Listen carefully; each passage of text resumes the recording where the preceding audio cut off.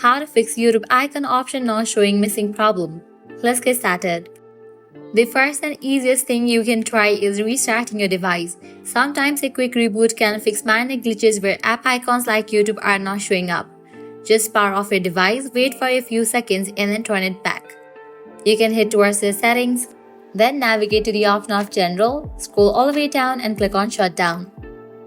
If restarting didn't do the trick, the next step is to check if your device or the YouTube app itself needs an update.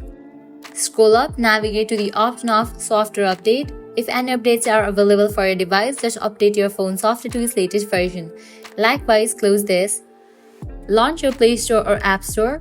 Now go ahead and search for the app.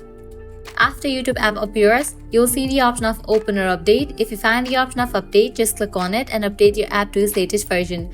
With that, your problem might be fixed.